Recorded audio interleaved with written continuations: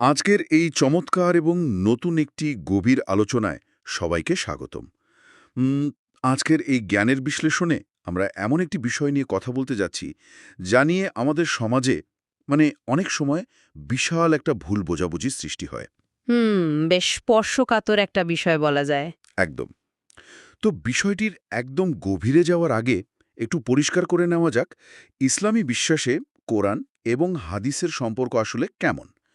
আজকের দিনে খুব অদ্ভুত একটা চিন্তাধারা মাঝে মাঝে চোখে পড়ে, যেখানে বলা হয় শুধু কোরআন মানলেই তো হয়, হাদিসের কি প্রয়োজন?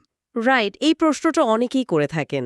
হ্যাঁ, তো আজকের এই আলোচনায় আমরা দেখব কেন এই ধরনের চিন্তা করাটা এক বিশাল বড় ভুল, বা বলতে পারেন পথভ্রষ্টতা। অত্যন্ত সময় উপযোগী একটি বিষয় এটি। এই জ্ঞানের বিশ্লেষণে আমরা আসলে তথ্য, যুক্তি এবং প্রমাণের ভিত্তিতে পুরো বিষয়টা খতিয়ে দেখব। এখানে সবচেয়ে গুরুত্বপূর্ণ বিষয়টা হলো কোরআন এবং হাদিসকে আলাদা করে দেখার কোনো সুযোগই আসলে নেই। হুম, অবিচ্ছেদ্য একটা সম্পর্ক। ঠিক তাই। ইসলামী বিশ্বাস অনুযায়ী কোরআন হল সরাসরি আল্লাহর কালাম বা কথা। অন্যদিকে হাদিস হল রাসূল মোহাম্মদ সাল্লাল্লাহু আলহি ওয়াসাল্লামের নিজের জীবনে সেই কথার বাস্তব প্রয়োগ এবং নিখুঁত ব্যাখ্যা। আল্লাহ কোরআনে যে নির্দেশগুলো দিয়েছেন, রাসূল তা কিভাবে পালন করতে হবে সেটা নিজের জীবনের মাধ্যমে মানবজাতিকে শিখিয়ে গেছেন। বিষয়টা আরেকটু সহজে বোঝার জন্য চমৎকার একটি রূপক বা অ্যানালজির কথা বলা যায়। ধরুন, কোরআন হলো একটি বিশাল বিদ্যুৎ উৎপাদন কেন্দ্র বা পাওয়ার প্ল্যান্ট। সেখান থেকে বিপুল পরিমাণ শক্তি তৈরি হচ্ছে, চমৎকার একটি উদাহরণ। তাই না? কিন্তু সেই পাওয়ার প্ল্যান্ট থেকে মানুষের ঘর পর্যন্ত আলো পৌঁছাবে কিভাবে? তার জন্য তো একটা মাধ্যম লাগবে। এই মাধ্যম বা তার ওয়্যার হলো হাদিস, যার মাধ্যমে সেই মূল বিদ্যুৎ আমাদের ঘরগুলোতে এসে বাতি জ্বালায়। হুম, একদম নিখুঁত একটা তুলনা। এখন কেউ যদি বলে, আমি শুধু পাওয়ার প্ল্যান্ট মানব, তারের কোনো দরকার নেই, তাহলে কি তার ঘরে কখন আলো জ্বলবে? তার ছাড়া যেমন বিদ্যুৎ কোনো কাজেই লাগে না, ঠিক তেমনি হাদিস ছাড়াও কোরআনের আলো একজন মানুষের দৈনন্দিন জীবনে সঠিকভাবে পৌঁছাতে পারে না। এই রূপকটি আসলে পুরো দৃশ্যপটটা খুব সুন্দর করে পরিষ্কার করে দেয়। আমরা যদি একটু বড় পরিসরে চিন্তা করি, তাহলে বুঝতে পারব যে কেউ যদি শুধু কোরআন মানার কথা বলে, হাদিসকে অস্বীকার করে, তবে সে আসলে পরোক্ষভাবে আল্লাহকেই অমান্য করছে। সাংঘাতিক একটা ব্যাপার কিন্তু এটা। অবশ্যই, কারণ আল্লাহ নিজেই কোরআনে সুস্পষ্টভাবে রসুল মোহাম্মদ সাল্লাল্লাহু আলাইহি ওয়াসাল্লামের আনুগত্য করার নির্দেশ দিয়েছেন। তাই হাদিস অস্বীকার করা মানে হল ইসলামের পুরো অর্ধেক অংশকে কেটে বাদ দিয়ে দেওয়া। আর এই কাজ একজন মানুষকে পুরোপুরি পথভ্রষ্ট করে দিতে পারে। অনেকে হয়তো প্রশ্ন করতে পারেন যে, কোরআন নিজেই তো একটি পূর্ণাঙ্গ গাইডলাইন, তাহলে বাইরের কোনো ব্যাখ্যার দরকার কেন পড়বে? আজকের এই গভীর আলোচনার মূল মিশনই হল এই প্রশ্নের উত্তর খোঁজা। ঠিক। যারা শুনছেন তাদের উদ্দেশ্যে বলতে চাই, আজ আমরা তথ্য, বিজ্ঞান এবং বাস্তব জীবনের চমৎকার সব উদাহরণ দিয়ে ধাপে ধাপে প্রমাণ করব কেন হাদিস ছাড়া ইসলাম অসম্পূর্ণ। চলুন সরাসরি কিছু ভার্স বা আয়াতের দিকে তাকাতে পারি। হ্যাঁ, মূল ভার্স থেকে শুরু করাটাই সবচেয়ে ভালো হবে। প্রথমেই চলে আসছে সূরা নিসা, ভার্স ৬৫। স্থানীয় আরবদের মতো একদম নির্ভুল আরবি উচ্চারণে ভার্সটি পাঠ করলে তা শোনায় ঠিক এমন: ফালা ওয়ারট্টিকা লা ইউমিনুনা হাত্তা ইউহাক্কিমুকা ফিমা শাজারা বাইনাহুম। এর বাংলা অর্থ অত্যন্ত সুগভীর। আল্লাহ শপথ করে বলেছেন, যতক্ষণ পর্যন্ত মানুষ তাদের নিজেদের মধ্যকার বিবাদের ফয়সালার জন্য রসূল মোহাম্মদ সাল্লাল্লাহু আলাইহি ওয়াসাল্লামকে বিচারক হিসেবে মেনে না নেবে, ততক্ষণ তারা কোনোভাবেই মোমেন হতে পারবে না। এই ভার্সটির বিশ্লেষণ করলে একটি বিষয় খুব স্পষ্টভাবে উঠে আসে। আল্লাহ নিজেই এখানে শর্ত জুড়ে দিয়েছেন। বিচারক হিসেবে রাসূলকে মেনে নেওয়া মানে হল তার দেওয়া সিদ্ধান্ত, তার কথা বা তার হাদিসকে চূড়ান্ত বলে গ্রহণ করা। মানে কোনো ধরনের সন্দেহ রাখা যাবে না। একদমই তাই। এখানে মুমিন শব্দটির অর্থ একটু পরিষ্কার করা প্রয়োজন। মুমিন বলতে এমন একজন বিশ্বাসীকে বোঝায় যার অন্তরে কোনো সন্দেহ নেই এবং যে পুরোপুরি আল্লাহর নির্দেশকে মেনে নিয়েছে। আল্লাহ নিজেই যখন কোরআনে রাসূলের আনুগত্য করার সরাসরি নির্দেশ দিচ্ছেন, তখন কেউ যদি হাদিস অস্বীকার করে, সে আসলে আল্লাহর নির্দেশকেই অমান্য করছে। হুম। এটি কোনো সাধারণ বিষয় নয়, এটি বিশ্বাসের একদম মূল ভিত্তি। তার মানে দাঁড়াচ্ছে, রাসূলের সিদ্ধান্তকে পাশ কাটিয়ে যাওয়ার কোনো সুযোগ আসলে নেই। এরপর আমরা চলে যাব দ্বিতীয় ভার্সে। এটি হলো সূরা আল ইমরান ভার্স ৩১। একদম নির্ভুল আরবি উচ্চারণে এ ভার্সটি হল কুল ইন কুনতুম তুহিব্বুনাল্লাহ ফাত্তাবিউনি ইউহবিবকুমুল্লাহ। এর বাংলা অর্থ হল, যদি তোমরা আল্লাহকে ভালোবাসো তবে আমার মানে রাসূল মুহাম্মদ সাল্লাল্লাহু আলাইহি ওয়াসাল্লামের অনুসরণ করো। এই ভার্সটি আমাদের একটি অত্যন্ত গুরুত্বপূর্ণ প্রশ্নের সামনে দাঁড় করায়। আল্লাহর ভালোবাসা পাওয়ার শর্ত আসলে কি? একটা বড় প্রশ্ন। ভালোবাসা তো শুধু মনের ভেতরে রাখার কোনো বিষয় নয়, এটি কাজের মাধ্যমে প্রমাণ করতে হয়। এখানে অত্যন্ত স্পষ্টভাবে বলা হয়েছে যে আল্লাহর ভালোবাসা পাওয়ার একমাত্র শর্তই হল রাসূলের কথা বা হাদিস মেনে চলা। রাসূলের অনুসরণ করা ছাড়া আল্লাহর ভালোবাসা অর্জন করার আর কোনো বিকল্প পথ নেই। এর আগে একটি ছোট্ট কথা মনে করিয়ে দেই। আমাদের চ্যানেলটি সাবস্ক্রাইব করতে ভুলবেন না। আমাদের চ্যানেলের নাম আয়াত মাইন্ড। তো যা বলছিলাম, আমরা যদি কেবল বিশ্বাসের জায়গা থেকে সরে এসে বিজ্ঞান এবং বাস্তব জীবনের দিকে তাকাই, তাহলে হাদিসের প্রভাব আরও বিস্ময়করভাবে আমাদের সামনে ফুটে ওঠে। হ্যাঁ, এই বিজ্ঞানের দৃষ্টিকোণটা নিয়ে একটু বিস্তারিত আলোচনা করা দরকার। আধুনিক বিজ্ঞান প্রতিনিয়ত নতুন নতুন জিনিস আবিষ্কার করছে, কিন্তু অবাক করার মতো বিষয় হল বিজ্ঞান আজ যা বলছে তা ১৪০০ বছর আগে হাদিসে স্পষ্টভাবে বলে দেওয়া হয়েছে। বেশ কিছু দারুণ উদাহরণ আছে এর। যেমন ধরুন, পানি পান করার নিয়ম। আধুনিক বিজ্ঞান আজ বলছে যে বসে পানি পান করা শরীরের কিডনির জন্য অত্যন্ত ভালো। দাঁড়িয়ে পানি খেলে কিডনির ছাঁকনি প্রক্রিয়ায় বা ফিল্টারেশনে অতিরিক্ত চাপ পড়ে, যা দীর্ঘমেয়াদে মারাত্মক ক্ষতিকর হতে পারে। রাইট। অথচ রাসূল মুহাম্মদ সাল্লাল্লাহু আলাইহি ওয়াসাল্লাম ১৪০০ বছর আগেই হাদিসে বসে পানি পান করার নির্দেশ দিয়েছেন।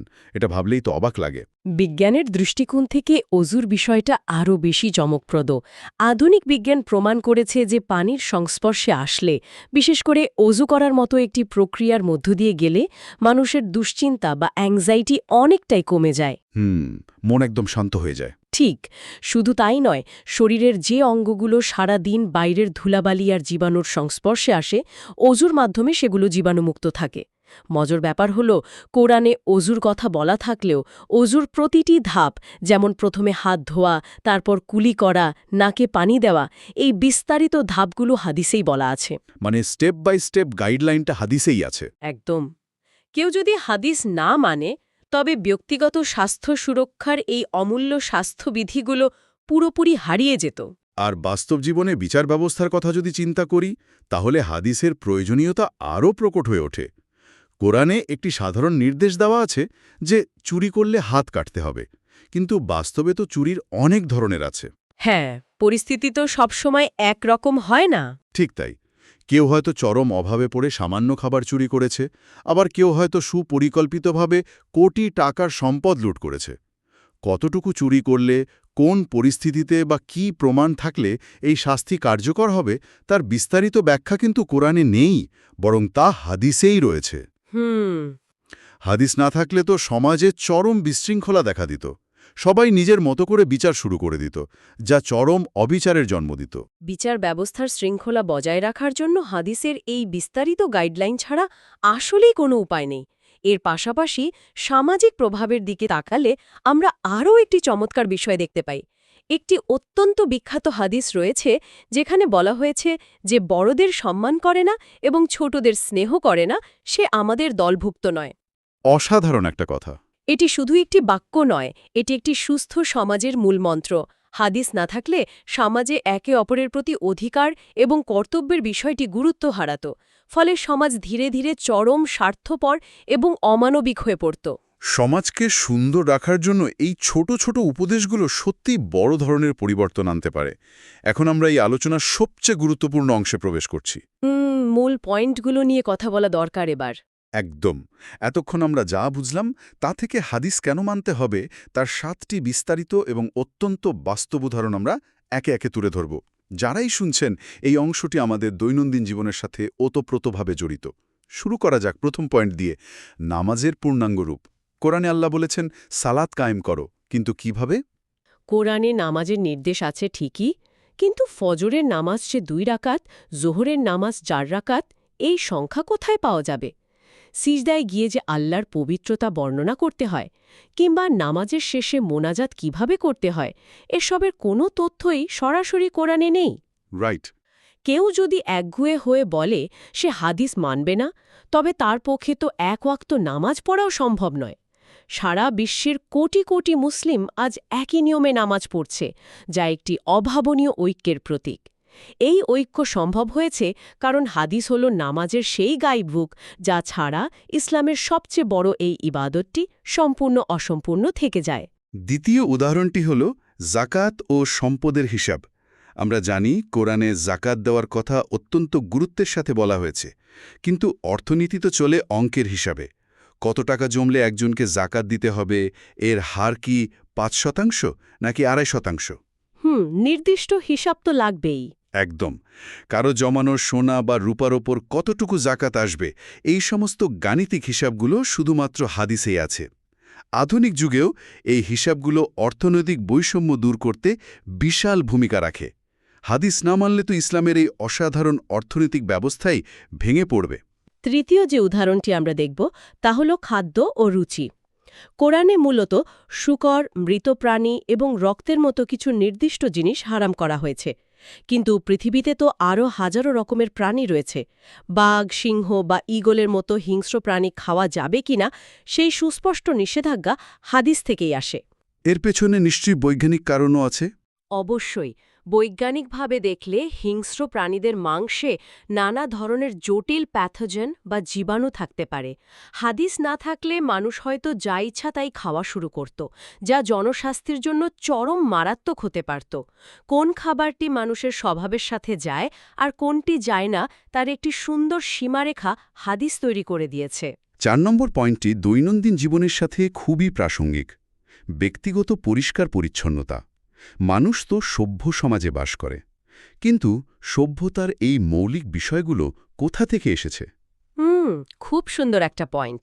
নখ কাটা, গোঁফ ছোট রাখা, দাঁত পরিষ্কার রাখার জন্য মেসওয়াক করা বা পরিষ্কার পরিচ্ছন্ন কাপড় পরা, এই ছোট ছোট কিন্তু অতি জরুরি কাজগুলো রসুল মোহাম্মদ সাল্লাল্লাহু আলাইহি ওয়াসাল্লাম হাদিসের মাধ্যমেই প্রাত্যহিক স্বভাবের অংশে পরিণত করেছেন।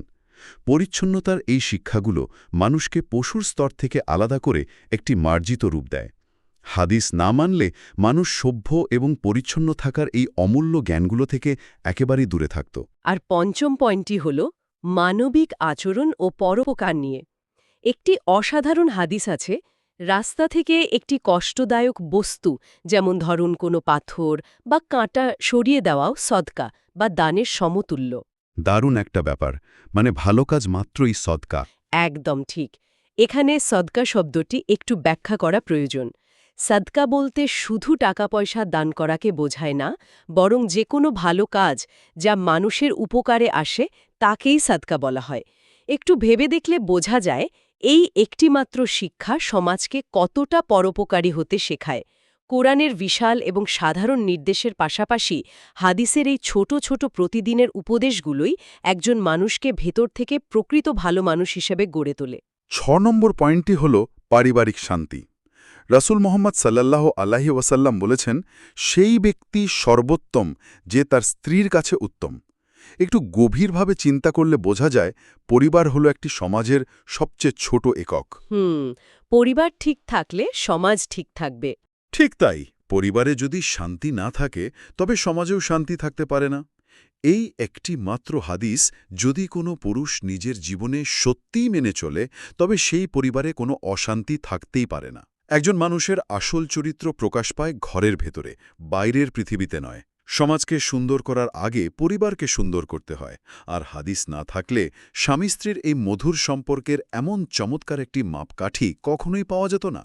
এবং আমাদের শেষ অর্থাৎ ৭ম পয়েন্টটি হল অদৃশ্য জগৎ ও আখেরাত। মানুষের একটি স্বাভাবিক প্রবৃত্তি হল যা চোখে দেখা যায় না তা খুব সহজে ভুলে যাওয়া। কোরআনে পরকালের কথা বলা হয়েছে, কিন্তু কবর আযাব কেমন হবে, হাসরের ময়দানের অবস্থা কতটা ভয়াবহ হবে, পুলসিরাত পার হবার ধরন কিংবা জান্নাত জাহান্নামের যে একদম বিস্তারিত বিবরণ পাওয়া যায়, তার অনেক কিছুই মূলত হাদিস থেকে আসা। একটু বিস্তারিত যদি বলতেন। এখানে হাসর বলতে বিচারের দিন, সবাইকে একত্রিত করার ময়দানকে বোঝায়। আর পুলসিরাত হল সেই সেতু যা পার হয়ে জান্নাতে যেতে হবে। এই বিস্তারিত তথ্যগুলো মানুষের মনে একদিকে যেমন আল্লাহর ভয় বা তাকওয়া তৈরি করে, অন্যদিকে জান্নাতের আশাও জাগিয়ে রাখে। আর এই ভয় ও আশাই মানুষকে পৃথিবীর বুকে গোপনে করা খারাপ কাজ থেকে দূরে সরিয়ে রাখে। এতক্ষণ ধরে আমরা যা যা জানলাম তা সত্যি চোখ খুলে দেওয়ার মতো। কোরআন এবং হাদিসের এই অবিচ্ছেদ্য সম্পর্ক নিয়ে আমরা একদম শুরু থেকে শেষ পর্যন্ত আলোচনা করলাম। পুরো বিষয়টির একটি সারসংক্ষেপ যদি টানা যায়। সারসংক্ষেপ করতে গেলে আমাদের সেই আলোচনার শুরুতে বলা পাওয়ার প্ল্যান্ট আর তারের ওয়্যারের রূপকটিতেই ফিরে যেতে হয়। কোরআন যদি সেই বিশাল বিদ্যুৎ উৎপাদন কেন্দ্র হয়, তবে হাদিস হল সেই অপরিহার্য তার। একদম।